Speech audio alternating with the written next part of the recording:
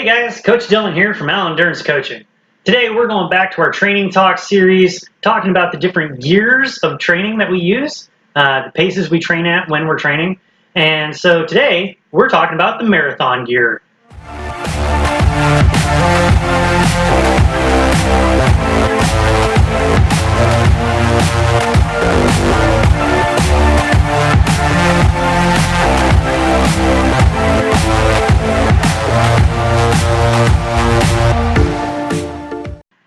So marathon pace, what is it?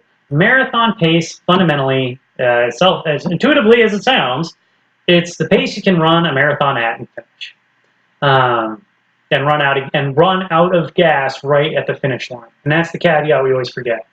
A lot of us, when we're doing marathon training, we project our marathon time, or we have a goal time we want to finish in, hey, I want to get a Boston qualifier. So if I'm under age 35 and I'm male, that means I need to run 6:52 per mile or faster. And so that becomes our marathon training pace, no matter what our fitness level is at. I've ranted on this before, but that's a silly way to train. The better way to figure out what it is to do some kind of time trial or a race that's at least 10 kilometers long. That way it's long enough to kind of tap into some of the same energy systems and give you a better estimate of how fit you are for those longer races. If you can get a 10K or 15K or a half marathon, that's where we want to be. You can give it a good hard effort, get your recovery week afterwards, but then you got the data you need to figure out what your marathon pace is. And there's plenty of running calculators out there that'll project what your marathon finish time is based on whatever race time trial you did. But in general, the longer the time trial or race is, the more accurately it will project what your marathon finish time is. So the point of marathon pace is mostly to get you mentally comfortable with that marathon pace, that goal pace that you can run. It does help our bodies learn a little bit how to conserve glycogen and carbohydrates so we don't hit the wall real hard. And so we can kind of throw it in the middle of our long run, or we can mix it up, do some marathon pace running with some threshold running in the middle of our long run. That's a technique I use quite a bit with my clients. But the point is to get mentally comfortable at that pace, because marathon pace can be intimidating, and especially if you are running your first marathon or you're a lot fitter than the last time you ran a marathon. Because both of those, one, a marathon's a long way to go, and if you've never done it before, it should scare you. It's a scary event.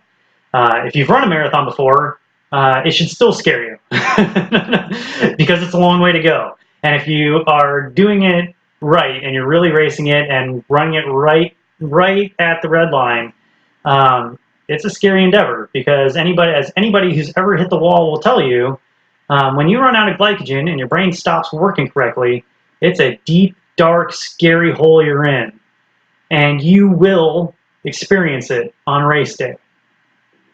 Guaranteed, assuming you race the marathon and you don't just go out for a 26-mile long run at an easy pace. But if you actually race it, and by racing it we mean run it, you execute well, hard effort, and you run out of glycogen right as you cross the finish line, it's gonna be rough. That last bit is gonna be hard if you do it right.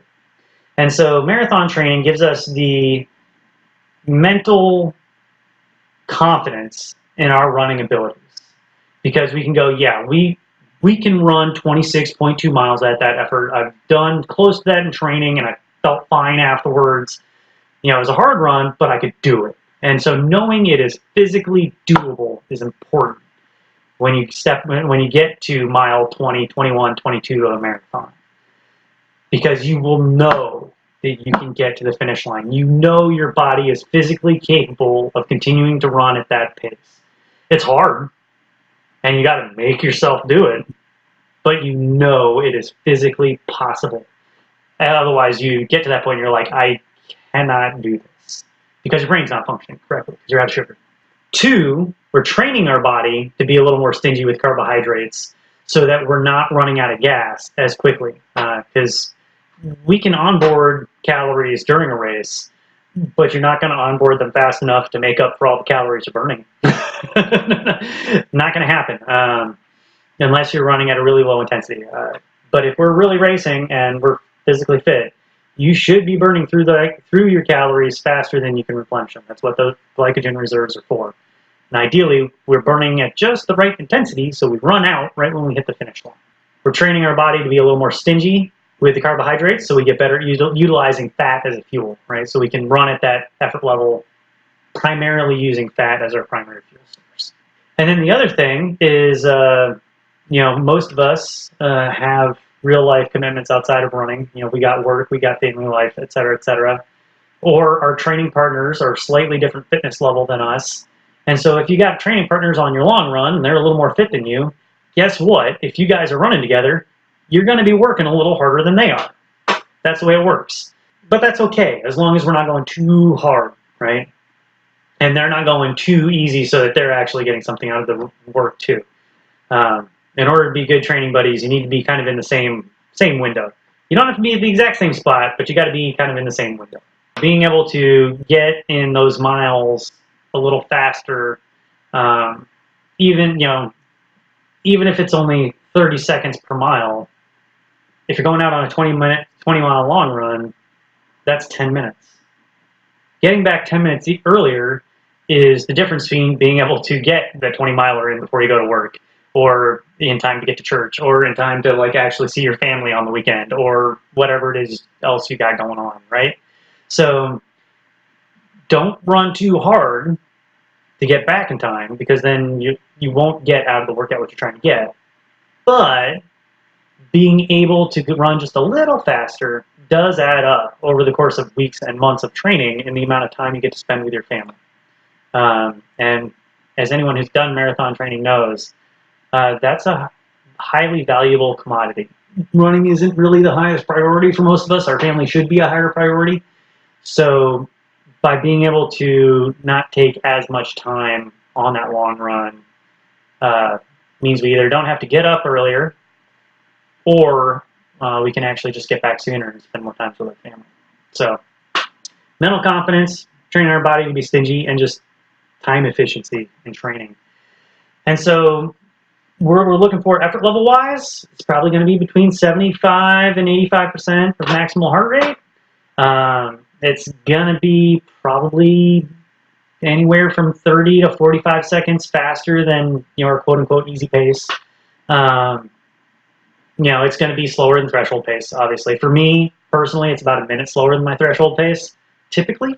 But it's kind of in that window. Where those numbers break down, where those break points are, is going to vary from person to person. So that's why I throw the caveat on there of ranges.